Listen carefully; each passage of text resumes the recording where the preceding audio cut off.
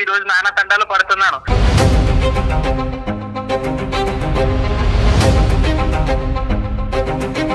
పచ్చిగా చెప్పాలంటే నడి రోడ్డు మీదకి గెంటేసాడు అతను. హైదరాబాద్ వెళ్ళి ఉద్యోగం ఎత్తుక్కో, నీకు నెలకి 10,000 పంపిస్తాను, ఇవన్నీ కూడా ఉత్త అబద్ధాలు.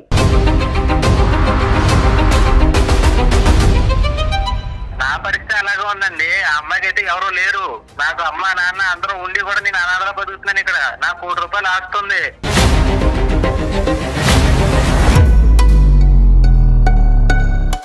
ఎన్ని రోజులు నేను ఇంకా ఆగాలి? ఎంతకాలం నీకోసం ఎదురు చూడాలి? పాప ఏడుస్తుంది ప్రకాష్, భయపడుతుంది. తులసి నీ దగ్గర చాలా నాటకాలు ఉన్నాయి తులసి. నువ్వేదో అమాయకురాలు అనుకున్నాను కానీ నేను అనుకున్నంత అమాయకురాలు ఏం కాదు.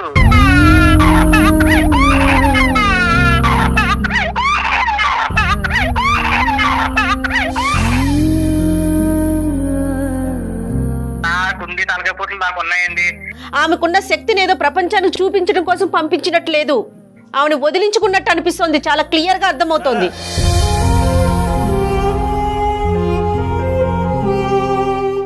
కుదిరినప్పుడు నేను వస్తాను. నన్ను ఇదిగో తులసి నువ్వు ఎలా ఫోన్ చేసి ఇబ్బంది పెట్టు. ఆగు, నాకు పని ఉంది, నేను మళ్ళీ చేస్తాను. ఏ ప్రకాష్, ప్రకాష్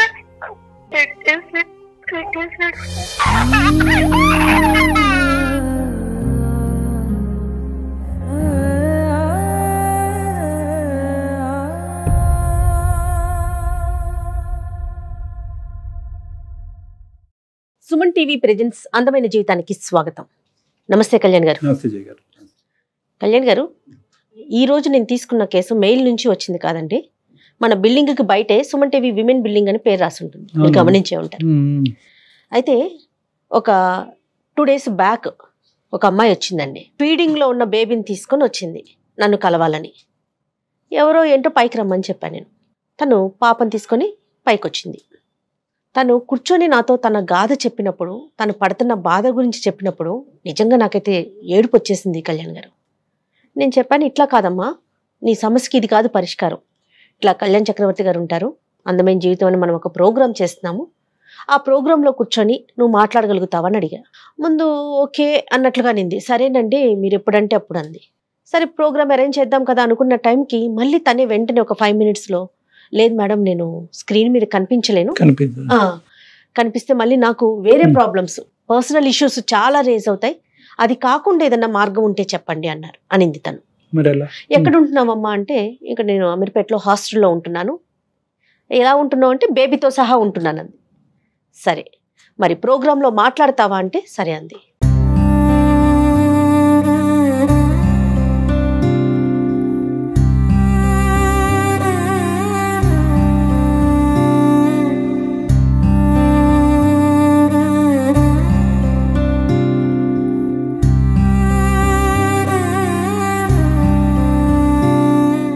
ఎందుకు వచ్చావమ్మా ఏంటని అడిగితే తనకు ఒక జాబ్ కావాలని.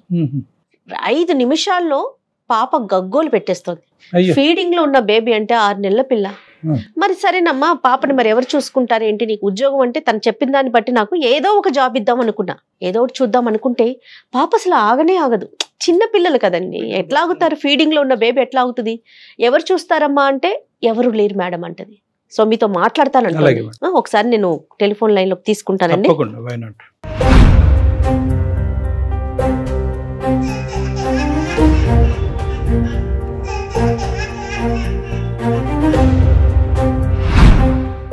పాప అమ్మాయికి ఇప్పుడు అర్జెంట్ గా జాబ్ కావాలి అని తన పర్సనల్ ఫీల్.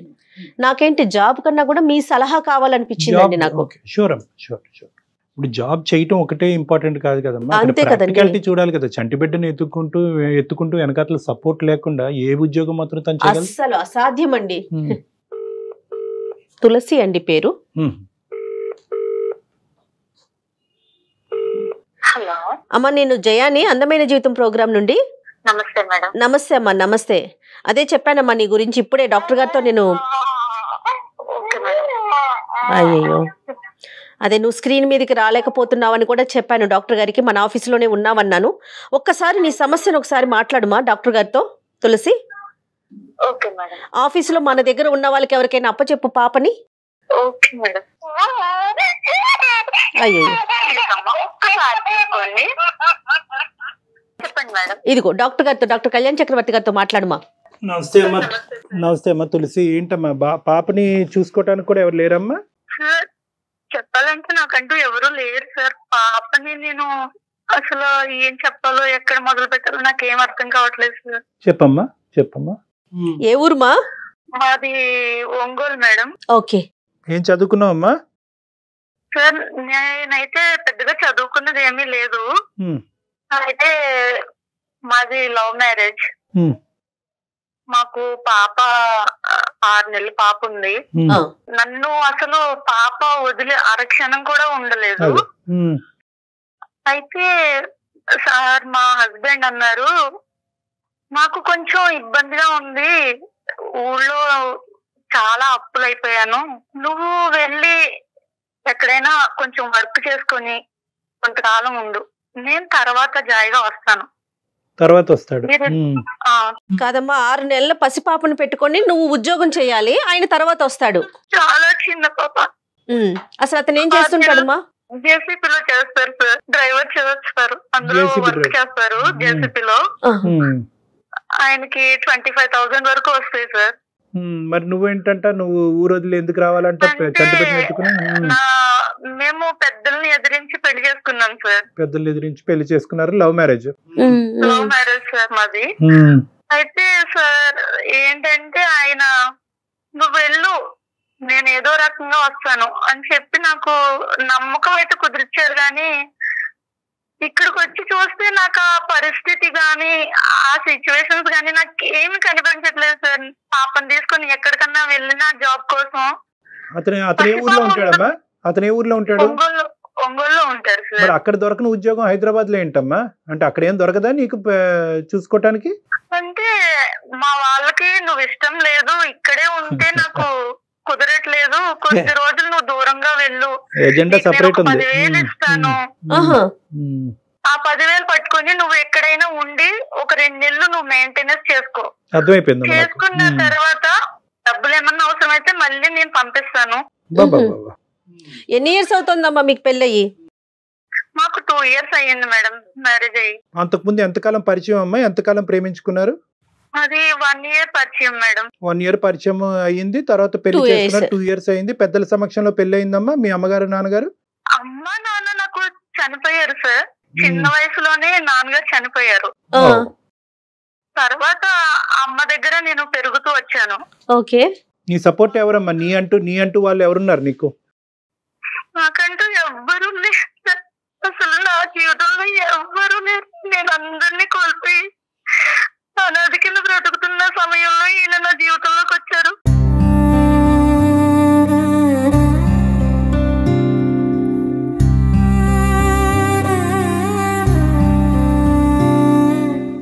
నేనున్నాను, నీకేం కాదు, నేను చూసుకుంటాను అని నాకు ఎంతగానో భరోసా ఇచ్చారు సార్. కానీ ఇప్పుడు ఆయన ఆ పరిస్థితి అసలు ఎక్కడ కనిపించట్లేదు నాకు.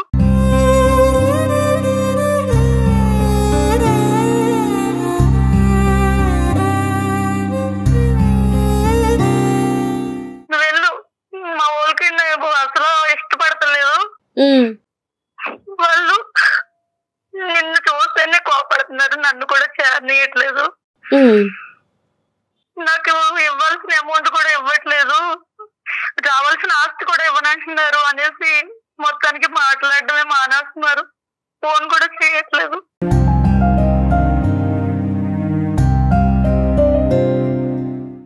ఫోన్ చేసి అడుగుతుంటే నేను ఫోన్ చేస్తానంటున్నాను కదా, ఎందుకు నువ్వు ఊరికే ఫోన్ చేసేది, నేను చేస్తా కదా, ఎందుకు వస్తమాటలకి ఫోన్ చేస్తావు అని. నేను ఉద్యోగం గురించి పంపించాడా, ఇంట్లోంచి బయటకు తప్పించాడా? మీకు ఎలా అనిపిస్తోంది? మొదట్లో అయితే నువ్వు వెళ్ళు నేను వస్తానని నమ్మకంగానే చెప్పారు సార్. కానీ ఇక్కడికి వచ్చిన తర్వాత నాకు ఆ నమ్మకం, ఆ భరోసా ఏమి కనిపించట్లేదు. ప్రేమించి పెళ్లి చేసుకుని 2 సంవత్సరాలు కాపురం చేసిన తర్వాత ఆ మహానుభావుడు ఏం మాట్లాడుతున్నాడో నీకు ఈ పాటికి అర్థమై ఉంటుందమ్మా. అది నాకు ఆయన మీద అంటే నాకంటూ ఎవ్వరూ లేని సమయంలో ఆయన నన్ను చేరదీశారు సార్. అంటే నాకున్న ఒకే ఒక్క ఆధారం అతన్ని నేను ఎలా అంటే ఒక దేవుడిగా చూసుకుంటున్నాను సార్. ఎందుకంటే నా జీవితంలో అనుభవించిన కష్టాలన్నీ కూడా ఆయన వచ్చిన తర్వాత నేను ఒక ఆడపిల్లని, నాకంటూ ఒక జీవితం ఉంది అని నేను భావించేలా చేశారు ఆయన. అదే భావించే వరకే, తర్వాత కార్యక్రమం జరగలే. సరే, ఇప్పుడు ఎంత డబ్బులతో వచ్చావమ్మా? ఎంత డబ్బులు నీ దగ్గర ఉన్నాయి? ఎంత పంపిస్తున్నాడు? 10,000 ఇచ్చారు సార్. 10,000 ఇచ్చి నెల పైన అయిపోయింది. నువ్వు పసిబిడ్డని తీసుకెళ్లి నువ్వు ఉద్యోగం చేయని అతను చెప్పినప్పుడు నువ్వు ఎలా నమ్మావమ్మా? గౌరవ్, ఏదన్నా అసలు అర్థం ఉందా? మేడం ఆయన నన్ను ఫోర్స్ చేశారు, నువ్వు ఎలాగైనా ఉండు, నేను వస్తాను తప్పకుండా వస్తాను అని చెప్పారు. బిడ్డ కంఠం అనేది అతనికి ఆనందమా కాదా తులసి? మొదట్లో పాపని చాలా బాగానే చూసుకునేవారు సార్. అసలు ఈ మధ్య కాలంలో అసలు పాప ఏం చేస్తుంది, పాప ఎలా ఉందని కూడా అడగడం మానేశారు ఆయన. ఎవరు నడిపిస్తున్నారు? ఇతను ఇవన్నీ ఇతను సొంత తెలివితేటలా, బ్యాక్గ్రౌండ్ బ్రెయిన్ వాష్ ఏమన్నా నడుస్తుందా? బ్రెయిన్ వాష్ అంటే సార్, మా అత్తయ్య వాళ్ళకి మేము పెళ్లి చేసుకునేది అసలు ఇష్టమే లేదు సార్. వాళ్ళు ఎలా అంటే, నువ్వు ఎందుకురా పెళ్లి చేసుకున్నావు, ఎందుకు నువ్వు అలాంటి అమ్మని పెళ్లి చేసుకున్నావు, మేము వేలకు కట్నాలు ఇచ్చే వాళ్ళని చూసి చేసేవాళ్ళం కదా, ఆ అమ్మాయి ఏం బాగుంటుంది, ముందు వెనక ఎవరూ లేరు, నీకేమన్నా కలిసి వచ్చిందా అమ్మాయి వల్ల అని ఆ అబ్బాయిని ఊరికే మైండ్ వాష్ చేస్తూ ఉన్నారు సార్ వాళ్ళు. పెళ్లి ఎక్కడ జరిగింది? ఎవరెవరు ఉన్నారు? పెళ్లి ఒక చిన్న గుళ్ళో జరిగిపోయింది సార్. ఎవరు లేరు, ఎందుకంటే నాకు అమ్మ నాన్న ఇద్దరు చనిపోయారు. ఆయన తరపు నుంచి వాళ్ళు ఎవరు ఇష్టపడతలేదు అనేసి చిన్న గుళ్ళో ఏదో సింపుల్ గా పెళ్లి చేసుకున్నాము. అతని తరపున ఎవరు రాలేదు, మీ తరపున ఎవరు రాలేదు, మీ పెళ్లికి సాక్షులు ఎవరు లేరు? ఎవరు వాళ్ళ తరపు నుంచి ఒక 2 ఫ్రెండ్స్ మాత్రం వచ్చారు సార్. నా తరపు నుంచి అయితే ఎవరిని తీసుకురాలేదు. సరే చెప్పు, ఇప్పుడు ఏంటమ్మా ఇప్పుడు పరిస్థితి? మా సుమన్ టీవీ వరకు ఎందుకు వచ్చాం మొన్న? మీకు నేను ఇక్కడ ఏదన్నా వర్క్ కోసమని వచ్చాను సార్. అసలు ఎలా చేస్తావు తల్లి? 10 నిమిషాలే పాప నిన్ను వదిలి ఉండదు కదా. ఉద్యోగం చేయటం అంటే మాటలా? ఎలా చేస్తావు నీకు ఎలాంటి సపోర్టు లేకుండా? అదే అర్థం కావట్లేదు మేడం.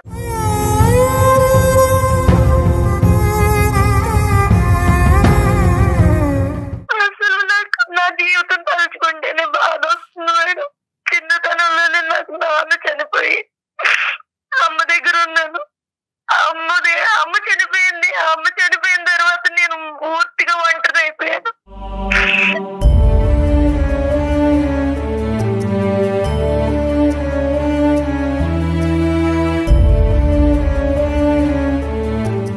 కాదమ్మా తులసి, మీకంటూ ఏమన్నా ఇల్లు వాకిలి అమ్మగారి మీ పుట్టింటి తరపున ఏమన్నా ఉన్నాయా తల్లి? నాకు బ్రదర్ ఉన్నారు మేడం. అయితే మాకు అమ్మ తరపు నుంచి ఒక హౌస్ ఉంది. బ్రదర్ వాళ్ళ వైఫ్ నన్ను అసలు చేరనీయట్లేదు. అక్కడ కూడా కట్ అయిపోయింది. అంటే నన్ను మాట్లాడితే ఎక్కడ నేను ఆ ఇల్లు రాయించుకుంటాను అని చెప్పేసి పూర్తిగా అమ్మ చనిపోయాక నా మీద లేనిపోని నిందలేసి. అమ్మ ఎలా చనిపోయారమ్మా? అమ్మ ఊరి పోసుకొని చనిపోయారు. అయ్యో,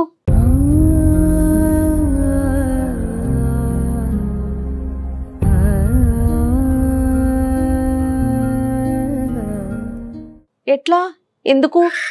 అనేక పెళ్ళి అయ్యింది మేడం. పెళ్ళయ్యాక అమ్మని పట్టించుకోవడమే మానేశారు. పట్టించుకోవడం మానేసిన తర్వాత అమ్మ ఒక రోజు బయటికి వెళ్దామంది. నేను నిన్న ఎక్కడికి తీసుకెళ్తాను, నాకేం పని లేదా అని అన్నీ కొట్టాడు అమ్మని.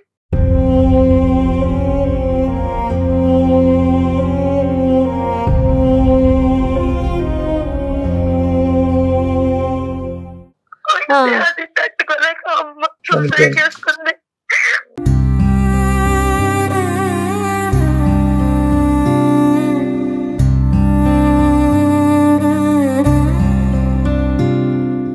ఈ అబ్బాయి అసలు నీకు ఇప్పుడు ఈ అబ్బాయి పేరేంటమ్మా మీ వారు?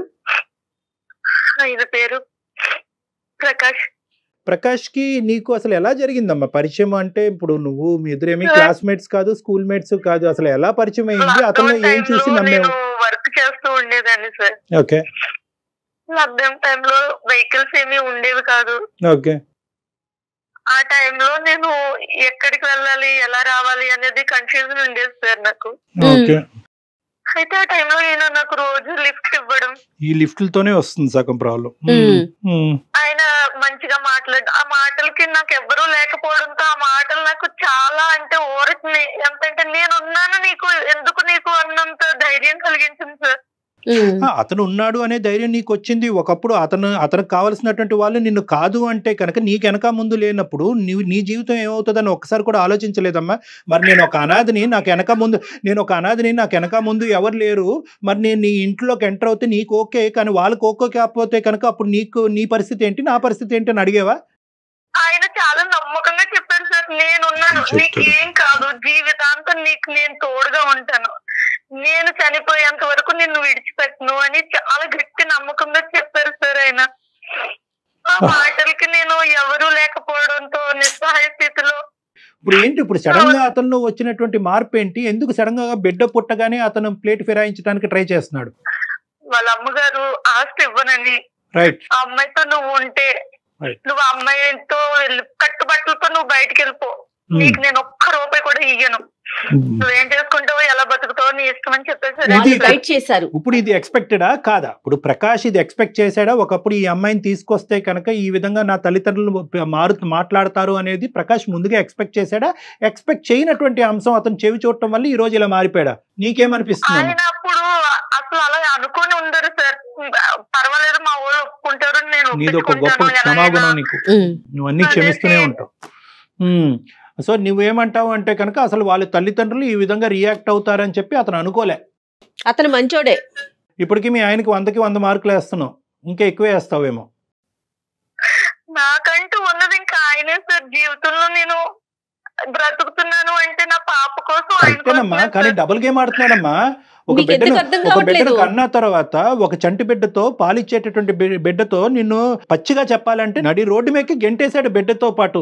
ఉద్యోగం ఎత్తుక్కో, హైదరాబాద్ వెళ్ళి ఉద్యోగం ఎత్తుక్కో, నీకు నెలకి 10,000 పంపిస్తాను, ఇవన్నీ కూడా ఉత్త అబద్ధాలు. అమ్మా అసలు అతనితో మాట్లాడొచ్చు ఒక్కసారి?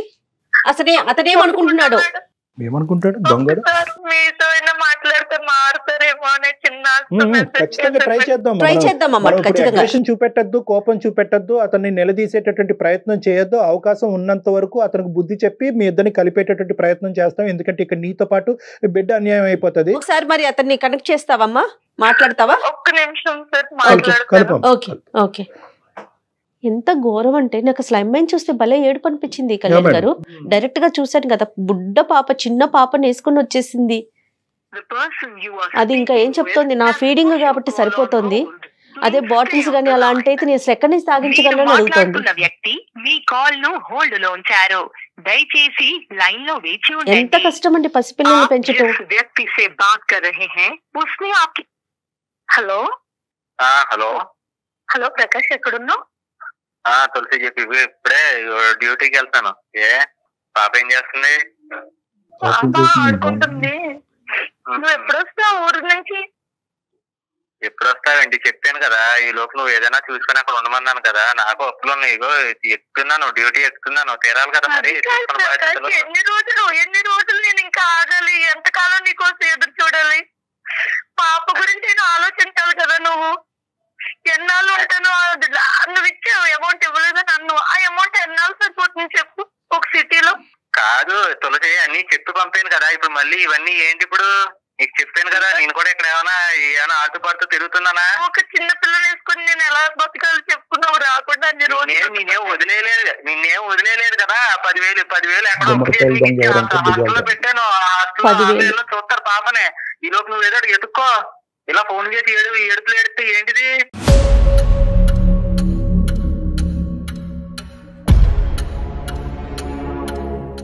వల్ల కావట్లేదు. అసలు పాప ఎంత గట్టిగా ఏడుస్తుంది తెలుసా, నన్ను అన్న అంటూ. అదేంటి తులసి, అన్ని చెప్పి పంపాను కదా, మళ్ళీ ఇప్పుడు ఇదంతా ఎందుకు?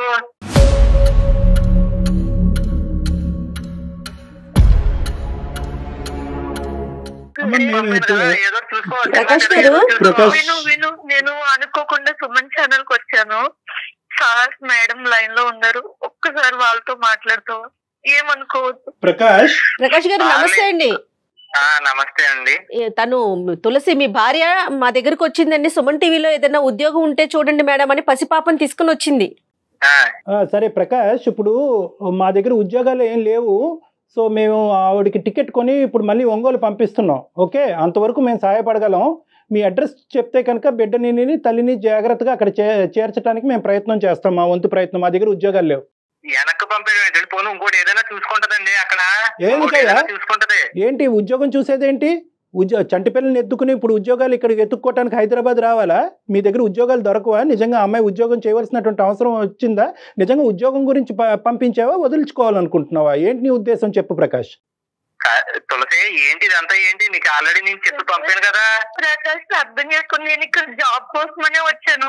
సార్ అయితే నన్ను ఏంటమ్మా నీ పరిస్థితి అంటే ఇలా సార్ నేను ఇలా ఉన్నాను నా పరిస్థితి అంటే అవన్నీ ఇప్పుడు ఏంటి? ఇప్పుడు ఆ పర్సనల్ విషయాలు చెప్పుకుంటే గానీ ఎవరు ఉద్యోగాలు ఇవ్వాలి? పర్సనల్ విషయాలు ఇది పర్సనల్ పరిధి దాటింది ప్రకాష్ గారు. చాలా మంచివాడివి, నన్ను ఒక దేవుళ్ళ చూసుకున్నావు. నా జీవితంలో ఒక మంచి అదృష్టం అంటూ ఉందంటే అది నీ వల్లే చెప్తున్నాను వాళ్ళకి. ఆ అమ్మాయి ప్రకాష్ గారు ఒక్క 2 నిమిషాలు వినండి. ఈ అమ్మాయి మీ గురించి ఏమీ వ్యతిరేకంగా చెప్పలేదు. ఎవరు దిక్కుతోచినటువంటి ఉండేటటువంటి పరిస్థితుల్లో, అమ్మ నాన్న ఎవరు లేనటువంటి పరిస్థితుల్లో, సొంత అన్న కూడా ఆదరించినటువంటి పరిస్థితుల్లో పెద్ద దిక్కుగా మీరు ముందుకొచ్చి నమ్మించి పెళ్లి చేసుకున్నారు. మీ తల్లిదండ్రులకు కూడా ఎదురు చెప్పి ముందుకెళ్ళి పెళ్లి చేసుకున్నారు అనేటటువంటి ప్రతి అంశం గొప్పగా చెప్తూనే వచ్చింది. కానీ లాస్ట్ 6-7 మంత్స్ తర్వాత ఈ లాస్ట్ 6-7 మంత్స్ నుంచి ఎందుకో మీలో ఒక మార్పు వచ్చింది. ఈరోజు ఉద్యోగం అనేటటువంటి వంకతో నన్ను ఇక్కడ హైదరాబాద్ వరకు పంపించాడు. 10,000 పంపిస్తా అన్నాడు.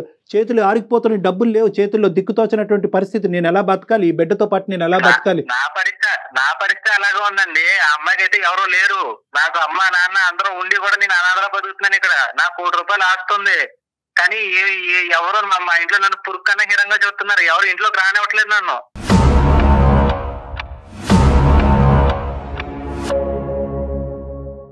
ఎందుకు అంటే ఈ ప్రేమ వల్లే ప్రేమించాను, తప్పక పెళ్లి చేసుకున్నాను. పెళ్లి చేసుకుని ఇదిగో ఈ రోజు నాన్న తండాలు పడుతున్నాను. అలా అని చెప్పి నేను అమ్మాయిని వదిలేయట్లేదు. అక్కడికి వెళ్ళి చిన్న చిన్నగా ఏదో ఉద్యోగం చూసుకో. ఈ లోపు నాకేమో కొన్ని అప్పులు ఉన్నాయి. ప్రకాష్ గారు పసిబిడ్డతో హైదరాబాద్ పంపించేస్తే దాన్ని వదిలేసుకోవటం అన్నరా? దాన్ని ఏమంటారు? వినండి డాక్టర్ గారు. విషయంలోనూ అమ్మాయిల అబ్బాయిల సమానత్వం, అమ్మాయిలు ఏమాత్రం తీసుకోరు అది ఇది అంటారు. ఇలాంటి విషయాల్లో నిరూపించుకోవాలి. నేను కష్టపడుతున్నాను, తన్నే కష్టపడమనండి.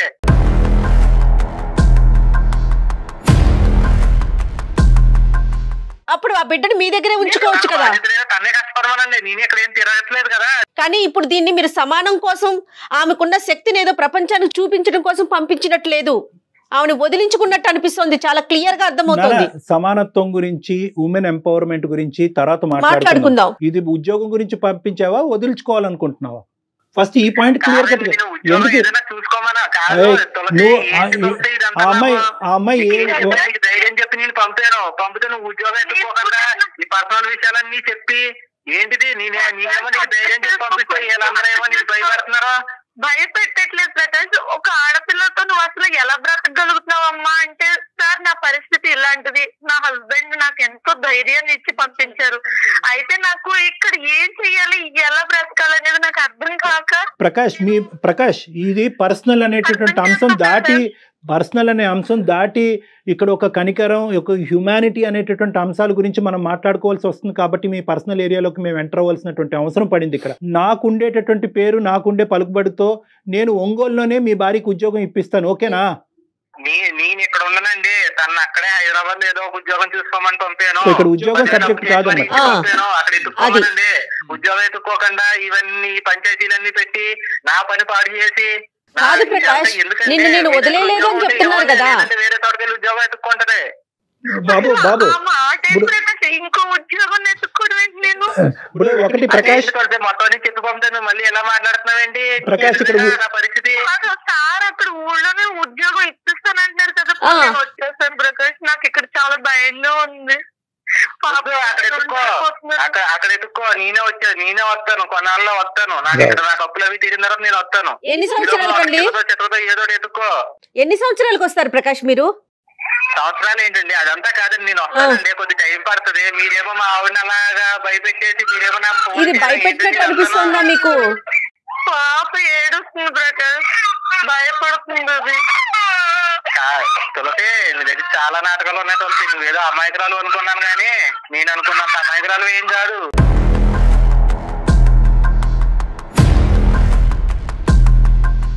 నీ వ్యూహాలు నీకు ఉన్నాయన్నమాట. అయితే నీ వ్యూహాలు నీకు ఉన్నాయి.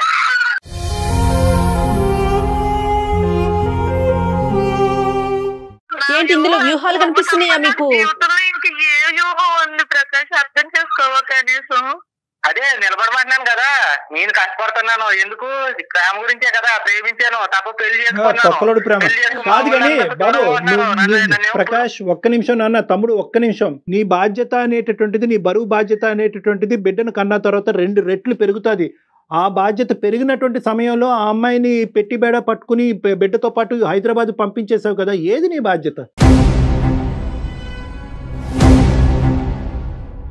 అమ్మాయి కూడా బాధ్యత ఉంటది కదా, ఆ అమ్మాయిని నిలబడమనండి. ఈ లోపు ఉద్యోగం ఎత్తుకుని రా ఉండు, నేను వస్తానన్నాను కదా, మళ్ళీ నువ్వేమో పనిచేసి మీరు అదే మాటలో ఉన్నాడు అతను అసలు ఆ మాట నుంచి రావట్లేదు. ఏం చెప్తున్నారు అసలు? ఒక్క నిమిషం ప్రకాష్ గారు, వాళ్ళెవరో చెప్పింది అనమాట, మొగుడు చెప్పింది అనవా?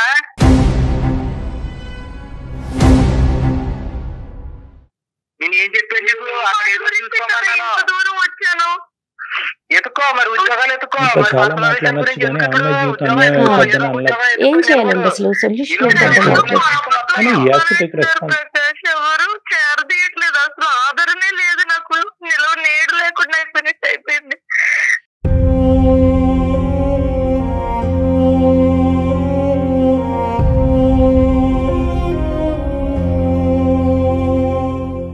ప్రకాష్ ప్రేమించాను అని అంటున్నావు. ఆ అమ్మాయి ఏడుస్తుంటే, ఆ అమ్మాయి బాధపడుతుంటే, వెనకాతల బ్యాక్గ్రౌండ్లో ఆ చంటి పిల్ల ఏడుస్తూ ఉంటే మాకు మనస్సు తరిగిపోతుంది. నీకేం అనిపించట్లేదా ప్రకాష్? నీకు ఉద్యోగం ఒక్కటే కనిపిస్తుందా? ఎలాగా అలా అలా అలా అలా బాధపడిపోతే రోజులు వెళ్ళవు కదండి. నాకుండి బాధ్యతలు నాకు అలా ఉన్నాయండి, ఓ పక్క అప్పులు ఉన్నాయి, తప్పదండి. బాబు నువ్వు కష్టపడి ప్రేమించి పెళ్లి చేసుకున్నావా, ఇష్టపడి ప్రేమించి పెళ్లి చేసుకున్నావా అనేటటువంటిది నీ మనస్సాక్షికి తెలుసు. మీ తల్లిదండ్రులు ఇలా తిరుగుబాటు చేస్తారు, నిన్ను ఇంట్లోంచి బయటకు గెంటేస్తారు, ఆస్తిపాస్తులు ఇవ్వకుండా చేస్తారనేది నీకు ముందు నుంచి తెలుసు. ఇదేం కొత్తగా తెలిసినటువంటి అంశం ఏమీ కాదు. నాకుండి తలకాయ నాకు ఉన్నాయండి. ఇప్పుడు ఇవన్నీ ఏంటంటే మీ దగ్గర ఉద్యోగం ఉంటే ఇవ్వండి తనకే, లేదంటే లేదు. నీ తలపోటు ఒకటే ఉంది. ఆ అమ్మాయి ప్రాణాలు అరిచేతిలో పెట్టుకుని రోడ్డు మీద పడింది. నీకు ఓన్లీ తలపోటే ఉంది. తలపోటు కావాలంటే డోలో వేసుకో, అది కాదు. ఏం కాదు, మీరు అనుకుంటున్న అమ్మాయికురాలు ఏం కాదు, తను ఏదో రకంగా బతకగలదు. ఆ అమ్మాయికి ఏం తెలివితేటలు ఉన్నాయన్నయ్యా? ఏ బిడ్డను పట్టుకుని నీ మాటను నమ్మి హైదరాబాద్ వచ్చిందనా, తెలివైందని అనుకుంటున్నావు? ఏంటి ఆ అమ్మాయి వెనకాతల మైండ్ లో ఉన్న మాస్టర్ ప్లాన్ ఏంటో చెప్పండి ప్రకాష్ గారు. మీ దగ్గర ఉద్యోగం ఉంటే ఇవ్వండి తనకి, ప్రకాష్ గారు, లేదంటే హాస్టల్ పంపేయండి. ఎక్కడైనా ఏమైనా ఉంటే చూసుకుని ఎదుకో. ఇటువంటి అన్ని నువ్వు నాకు. ప్రకాష్ మేము చెప్పేది ఒక్క 2 నిమిషాలు వింటావా? చెప్పండి. మేము ఒక పని చేద్దాము, ఏదో మేము తల తాకట్టు పెట్టో ఏదో ఒకటి చేసి ఆ అమ్మాయికి నీకు ఇద్దరికి ఉద్యోగం వేయిస్తాం, ఓకేనా? ఇద్దరికి ఉద్యోగం వేయిస్తాం. నువ్వు వస్తావా ఇక్కడికి రేపు? నాకు టైం పడుతుందండి. ఎందుకు టైం పడుతుంది? అలా కాదు, ఆ అమ్మాయి ఉద్యోగం చేసుకుంటది, నువ్వు ఉద్యోగం చేసుకుంటావు, నీ జీవితానికి సరితూగేటటువంటి ఉద్యోగం. లేదండి, నా ఉద్యోగం కాదు కానీ తనకి ఏదైనా ఉద్యోగం ఇప్పించండి, తను చేసుకుంటూ ఉంటది. నాకు టైం పడుతుంది, నేను రావడానికి టైం పడుతుంది. దేనికి టైం పడుతుంది? దేనికి టైం పడుతుంది? మీ అమ్మ నాన్న 1 కోటి రూపాయలు ఆస్తి ఇచ్చేకి వస్తావా? ఈ రోజు నాకు కుదిరినప్పుడు నేను వస్తాను. నన్ను ఇదిగో తొలిసే నువ్వు ఎలా ఫోన్ చేసి ఇబ్బంది పెట్టు, నాకు పని ఉంది, నేను మళ్ళీ చేస్తాను. ఏ ప్రకాష్, ప్రకాష్, ప్రకాష్ ఎంత దారుణంగా ఉన్నారండి.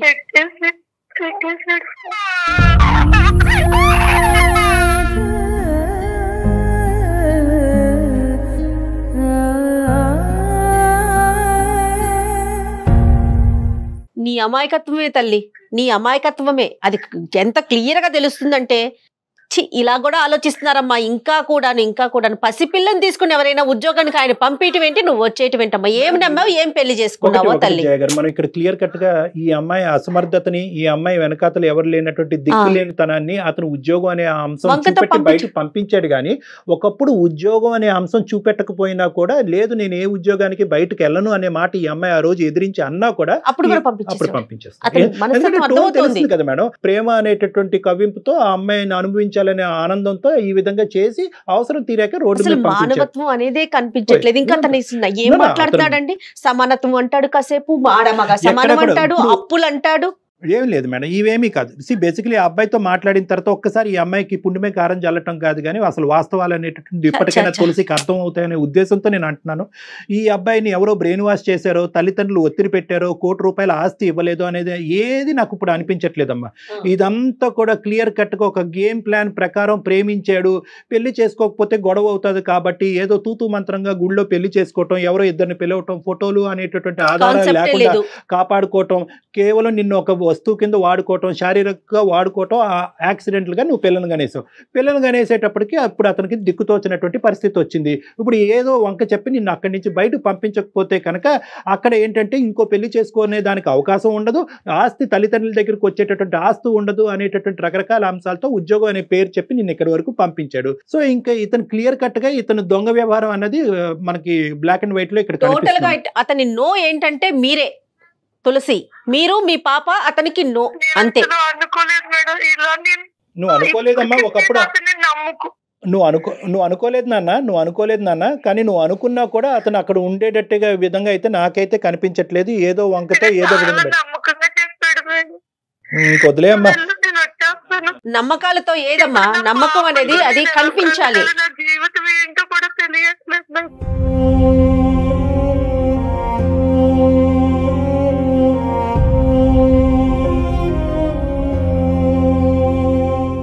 ఇప్పుడు మనం ఏంటంటే ఇది లీగల్గా వెళ్ళవలసినటువంటి అవసరం ఉందమ్మా. పోలీసుల యొక్క ఆశ్రయం అయితే ఖచ్చితంగా తీసుకోవాలి. ఇలాంటి వాళ్ళకి గట్టిగా బుద్ధి చెప్పాలి. మంచిగా చెప్పడానికి ట్రై చేసాము, అన్ని ఆప్షన్స్ ఇచ్చి చెప్పడానికి ట్రై చేసాము. నీ అంగీకారం లేకుండా మేము ప్రయాణం చేయలేము. ఎందుకంటే లీగల్ మ్యాటర్స్, పోలీస్ మ్యాటర్స్ అంటే కనుక అది ఒక టైప్ ఆఫ్ యుద్ధం అది. సో ఆ విధంగా వెళ్తే కనుక దీనికి ఒక పరిష్కారం దొరుకుతుందనే నమ్మకం నాకు ఉంది. కానీ దానికి కూడా if you don't agree I can't do. నాకేం అర్థం కావట్లేదు సార్, ఎలా బ్రతకాలి అనేది. ఈ పాపతో నాకు అసలు ఏమీ తోచట్లేదు. దిక్కుతోచిన స్థితిలోకి వెళ్ళిపోయింది.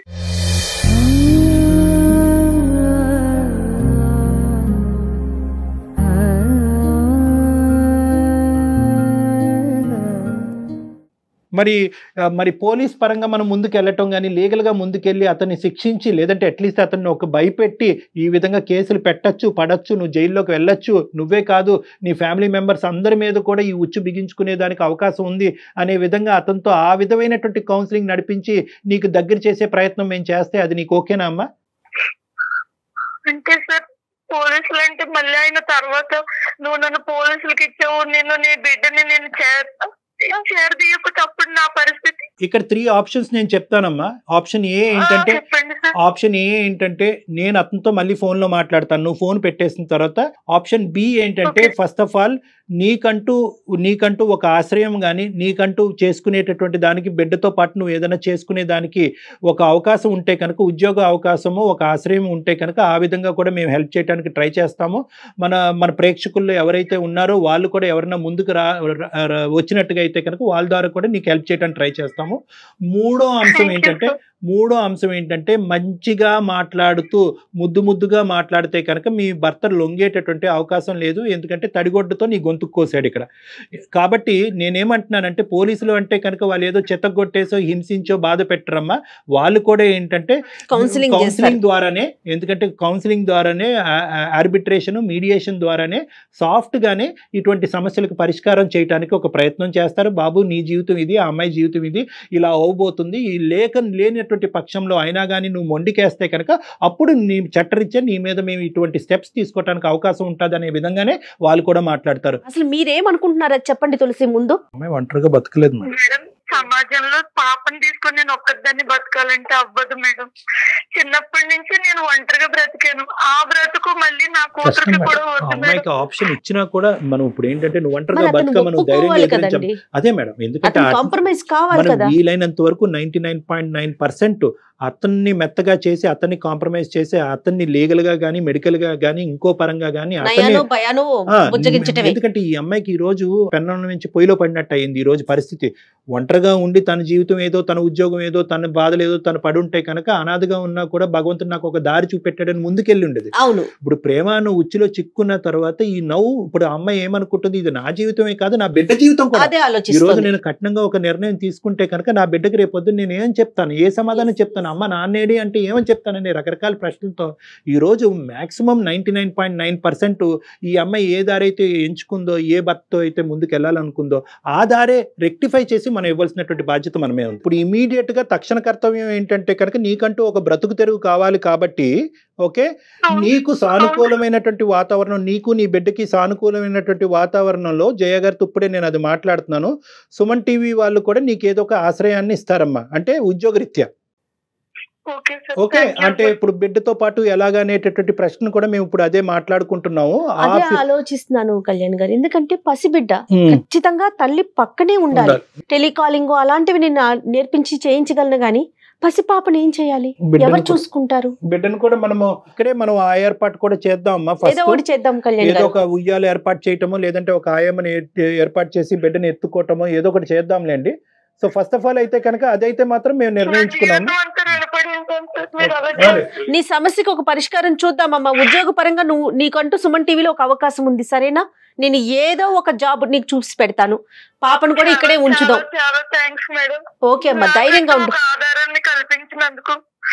రైట్, ధైర్యంగా ఉండు. జాగ్రత్త తులసి, మనం మళ్ళీ మాట్లాడుతాం. ఓకేనా? అది అనుకున్నంత సింపుల్ కాదు కానీ కళ్యాణ్ గారు, అంటే ఒక జాబ్ అంటే పసిపిల్లని అంతే, వేరే ఇబ్బంది తప్పదు. మన దాకా వచ్చింది కాబట్టి మనం ఎట్లెక్కిందండి ఆవిడ, దారి చూపెట్టాడంటే దేవుడు మనం ఎట్లు చూపెట్టాడని అనుకోవాలి. అంతే అంతే, ఏదో ఒకటి చేద్దాము. కానీ ఈ లోపు కనుక మీరు వాళ్ళ హస్బెండ్ తో అండ్ వాళ్ళ బ్రదర్ తో, వాళ్ళ ఫ్యామిలీతో ఏ రకంగా మాట్లాడాలో ఆ రకంగా మాట్లాడే ప్రయత్నం అయితే చేద్దాం కళ్యాణ్ గారు. Okay madam. రైట్ అండి, థ్యాంక్ యూ, నమస్తే.